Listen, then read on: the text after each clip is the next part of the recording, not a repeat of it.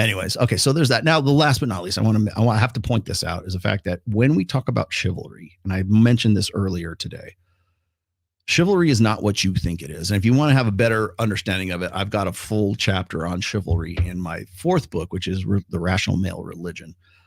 And I mentioned in there because it was in it's within the chapter called Crisis Masculinity.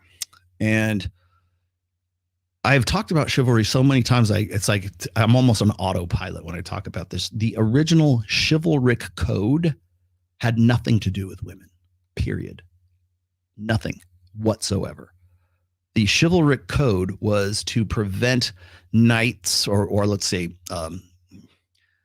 men who were in the service of moneyed landowners. Maybe that's a better way to put it, because it wasn't just about the Catholic Church or royalty at that time. It was people, it was guys, badasses in armor who could kick ass and had the killer instinct, knights or otherwise, who were essentially wiping each other out. Chivalric code meant you don't hit a guy when he's down. There were certain, rules of engagement, more or less, is what the chivalric code was about. Honor, loyalty, trust. Now, later added to that was to defend the weak, defend your country, defend the Catholic Church. That was part of that. It got added to because it was during the Roman Catholic Church in medieval times. And all this stuff, even then, didn't have anything to do with chivalry, did not have anything to do with women. My lady's honor.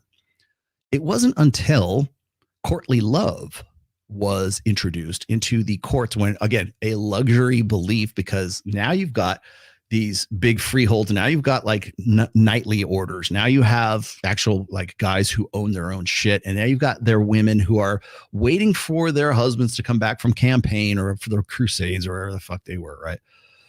And you've got them sitting at court and they're bored.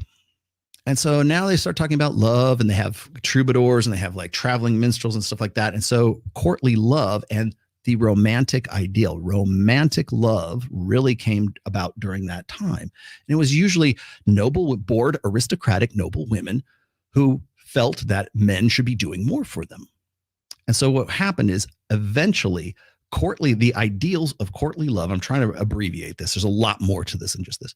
The ideals of courtly love and the romantic ideal found its way into chivalry. It found its way into the chivalric code.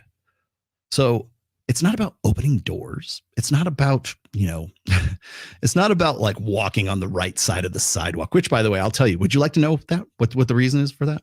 It's not about like cars going by and splashing your girlfriend or some shit like that, or exposing her to danger. You know what it was for? During medieval, early Renaissance era, they didn't have this. They didn't have the sewer system that we have now, right?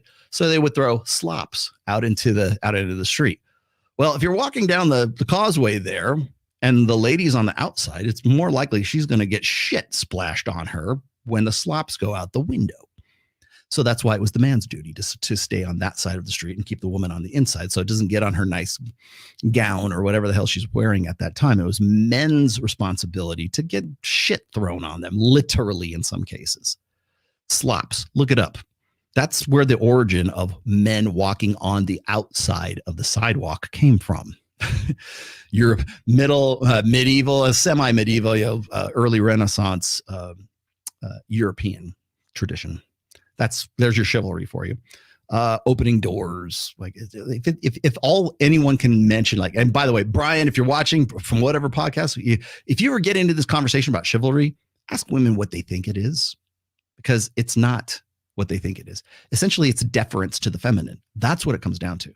You need to respect women. You need to be more chivalrous. Pay for a date. Respect me as a woman. That's chivalry. No, it's not. It has nothing to do with chivalry. I mean, in its classical sense, right? That's why I say chivalry, the way we think of it today, is actually feminism 1.0, because it's putting the female as the primary.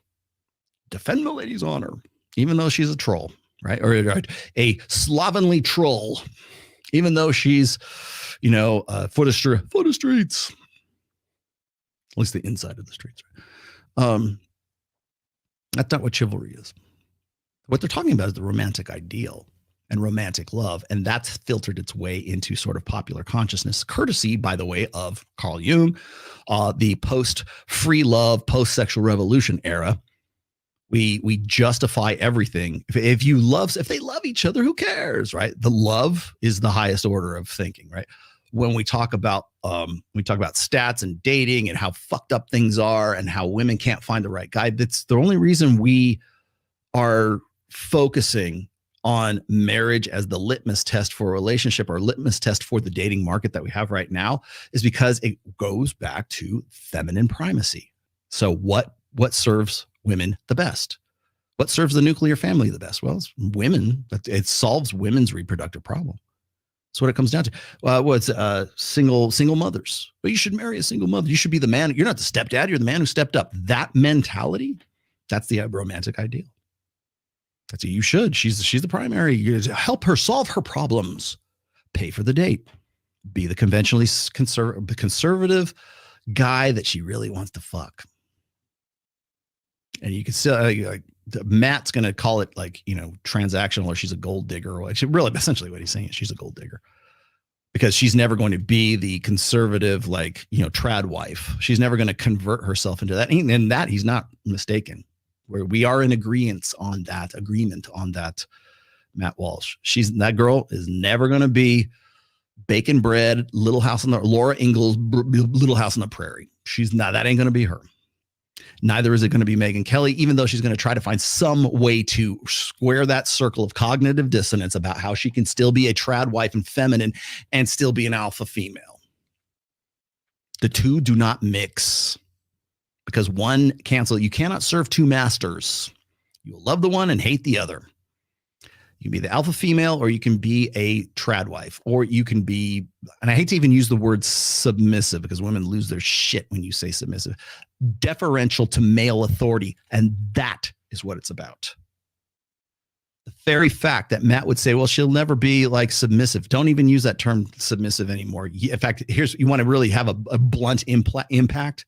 Use the term deferential to male authority, because that's what you're getting at.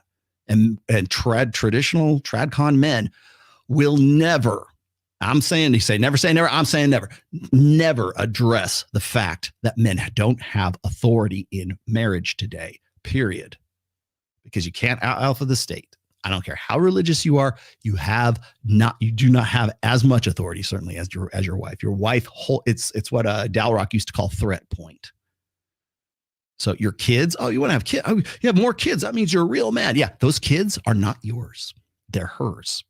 And she could make up any narrative she wants to and turn you into the worst motherfucker you possibly imagine at the divorce table. And it's in her attorney's best interest that she does that. Cash and prizes. Those kids are never going to be yours. A modern marriage today is building a house on a land that you will never own. They will never address that. And yes, I'm telling you this as a guy who has a pretty good fucking marriage, but I 100% acknowledge this. I think marriage is the bedrock of Western civilization. I think it is a great. Men and women are better together than we are apart. Men and women are innate, natural, evolved complements to one another. But if we have this, you want to know where the distrust comes from? It's not guys going, oh, never trust a woman. It's been going on for women since really the mid 60s, because we've systematically made men untrustworthy. We've given you those three archetypes: the Homer Simpson, the incompetent, the borderline abuser. So that fear of being left destitute and homeless and everything, all that stuff, but which is kind of ridiculous in the 21st century, considering the divorce laws and alimony and everything else. Very ridiculous. But it's what women will cater their lives around. You want to know why women are going to be single and childless? By the way, it's Morgan Stanley, Rise of the She Economy. It was a 2018 survey report. Rise of the She Economy, Morgan Stanley. 42% of women projected 42% of women in 2030 will be single between the ages of 25 and 44. 42%. It didn't say single and childless. I just said they will be single.